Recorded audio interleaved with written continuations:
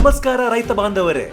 ಹತ್ತಿ ಹೊಲದಲ್ಲಿ ಹತ್ತಿ ಬಿಡಿಸಿದ ನಂತರ ಹತ್ತಿ ಕಟ್ಟಿಗೆಯನ್ನು ಏನ್ ಮಾಡಬೇಕು ಅಂತ ಯೋಚನೆ ಮಾಡ್ತಾ ಇದ್ದೀರಾ? ಬಹಳಷ್ಟು ರೈತರು ಹತ್ತಿ ಕಟ್ಟಿಗೆಯನ್ನು ಹೊಲದಲ್ಲಿ ಸುಟ್ಟು ಬಿಡುತ್ತಾರೆ. ಅದು ಒಳ್ಳೆಯ ಪದ್ಧತಿ ಅಲ್ಲವೇ ಅಲ್ಲ. ಹತ್ತಿ ಕಟ್ಟಿಗೆಯನ್ನು ಹೊಲದಲ್ಲಿ ಸುಡುವುದರಿಂದ ಆಗುವ ಪರ್ಯಾಯ ನಷ್ಟಗಳು ಏನೆಂದು ತಿಳಿಯೋಣ. ಅದರ ಜೊತೆಗೆ ಬಹಳಷ್ಟು ಪರಿಶೋಧನೆಯ ನಂತರ ಹತ್ತಿ ಕಟ್ಟಿಗೆಯು ನಮ್ಮ ಹೊಲಕ್ಕೆ ಹಾಗೂ ಪರ್ಯಾಯ ವರ್ಣ ಉಪಯೋಗವಾಗುವ ಹಾಗೆ ಏನು ಮಾಡಬೇಕು ಎಂದು ತಿಳಿದುಕೊಳ್ಳೋಣ. ಮೊದಲಿಗೆ ಹತ್ತಿ ಕಟ್ಟಿಗೆಯನ್ನು ಹೊಲದಲ್ಲಿ ಸುಡುವುದರಿಂದ ಆಗುವ ನಷ್ಟವನ್ನು ತಿಳಿದುಕೊಳ್ಳೋಣ. ಇದರಿಂದ ಭೂಮಿಯಲ್ಲಿನ ಪೋಷಕಾಂಶಗಳು ಸುಟ್ಟು ಗಾಳಿಯಲ್ಲಿ ಮಲಿನವಾಗುತ್ತದೆ. ಜೊತೆಗೆ ಭೂಮಿಯಲ್ಲಿನ ಸೂಕ್ಷ್ಮ ಜೀವಿಗಳು ನಾಶವಾಗುತ್ತದೆ. ಇದಕ್ಕೆ ಪರಿಹಾರ ಏನು ಅಂದ್ರೆ, ಮೊದಲಿಗೆ ಹತ್ತಿ ಕಟ್ಟಿಗೆಯನ್ನು ಹೊಲದ ಒಳಗೆ ಮಿಶ್ರಣ ಮಾಡುವುದು. ಇದು ಬಹಳ ಒಳ್ಳೆಯ ಪದ್ಧತಿ. ಹತ್ತಿ ಕಟ್ಟಿಗೆಯನ್ನು ಚಿಕ್ಕ ಚಿಕ್ಕ ತುಂಡುಗಳನ್ನಾಗಿ ಮಾಡಿ ನಿಮ್ಮ ಹೊಲಗಳಲ್ಲಿ ಮಿಶ್ರಣ ಮಾಡಿ ಬಿಡುವುದು. ಇದಕ್ಕೆ ಬೇಕಾದ ರೋಟೋವೇಟರ್, ಶೆಟರ್ ಶಾಪರ್ ಈ ಯಂತ್ರಗಳ ಮೂಲಕ ಹೀಗೆ ಮಾಡುವುದರಿಂದ ಭೂಮಿಯಲ್ಲಿನ ಫಲವತ್ತತೆ ಹೆಚ್ಚಾಗುತ್ತದೆ. ಹಾಗೆ ಮಣ್ಣಿನಲ್ಲಿನ ಸೂಕ್ಷ್ಮ ಜೀವಿಗಳು ಉಳಿಯುತ್ತವೆ.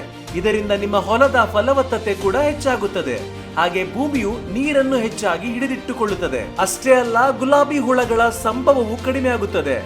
ಮುಖ್ಯವಾಗಿ ಗೊಬ್ಬರದ ಖರ್ಚು ಕೂಡ ಕಡಿಮೆ ಆಗುತ್ತದೆ. ಹಾಗೆ ಎರಡನೇ ಪದ್ಧತಿ ಏನೆಂದರೆ, ನಿಮ್ಮ ಹೊಲದಲ್ಲಿ ಒಂದು ಹಳ್ಳವನ್ನು ಮಾಡಿ ಎಲ್ಲಾ ಹತ್ತಿ ಕಟ್ಟಿಗಳನ್ನು ಅದರೊಳಗೆ ಹಾಕಿ ಬೆಂಕಿ ಹಚ್ಚಿ ಅದನ್ನು ಬೂದಿಯಾಗದಂತೆ ಇದ್ದಿಲು ಮಾಡಬೇಕು. ಆಗ ಅದು ಫಲವತ್ತಾದ ಇಂಗಾಲವಾಗಿ ಬದಲಾಗುತ್ತದೆ. ಇದನ್ನು ಹೊಲಕ್ಕೆ ಹಾಕುವುದರಿಂದ ನಿಮ್ಮ ಭೂಮಿಯಲ್ಲಿನ ಫಲವತ್ತತೆ ಇಂಗಾಲನ್ನು ಹೆಚ್ಚಿಸುತ್ತದೆ. ಹಾಗೆ ನೀವು ಅಳವಡಿಸುವ ಗೊಬ್ಬರವನ್ನು ಚೆನ್ನಾಗಿ ಹೀರಿಕೊಳ್ಳುತ್ತದೆ. ಈ ಎಲ್ಲಾ ಮಾಹಿತಿಗಳು ನಿಮಗೆ ಇಷ್ಟವಾದರೆ ಒಂದು ಲೈಕ್ ಮಾಡಿ, ಶೇರ್ ಮಾಡಿ. ಹೆಚ್ಚಿನ ವಿವರಕ್ಕಾಗಿ ಭೇಟಿ ನೀಡಿ ಶ್ರೀ ಮರಡಿ ಮಲ್ಲಿಕಾರ್ಜುನ ಫರ್ಟಿಲೈಸರ್ಸ್, ಹಳೆ ಬಸ್ ಸ್ಟ್ಯಾಂಡ್ ಎದುರುಗಡೆ, ಶಹಾಪುರ.